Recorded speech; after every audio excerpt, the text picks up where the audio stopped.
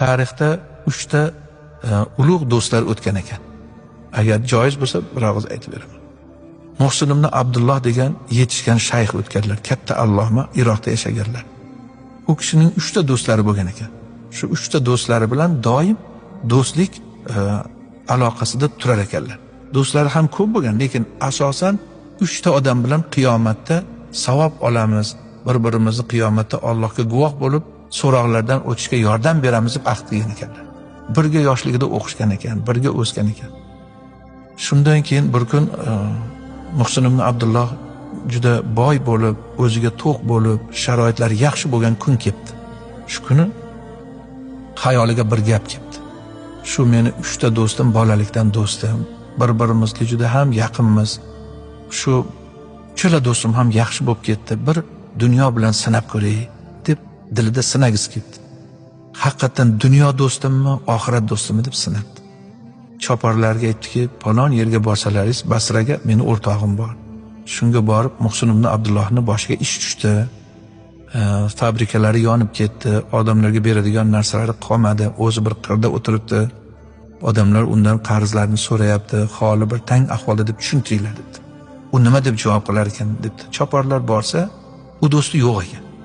Lekin shu do'stining uyida xizmatkorlar yugurib chiqib, "Kim bo'lasiz?" debdi. "Biz" debdi, Muhsin ibn Abdullohni oldidan kelgan choparlarimiz. Uni ahvoli tang bo'lib qoldi. Mayli, endi hojiz yo'q ekan, qayta qolamiz desa, "Yo'q, to'xtang.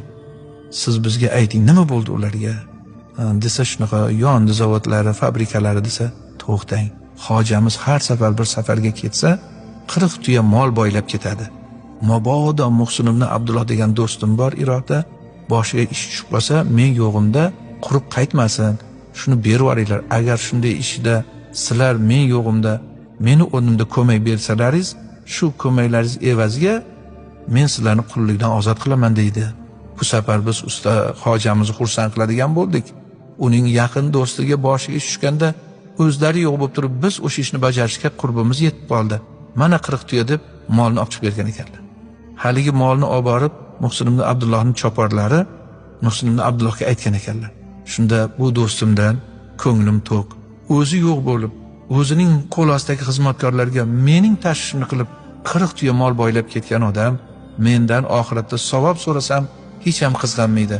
Molni molga qo'shinglar, tuyani tuyaga qo'shinglar, ko'paytirib bir kun o'zining egasiga joyiga qaytaramiz debdi. Ko'nglim to'q bo'ldi. Endi borib Kufadagi do'stimni ko'rib kelinglar debdi. Unga ham shunday deb tushuntiringlar debdi. Borsalar Kufadagi do'sti bor ekan. Borib ahvolni tushuntirsalar,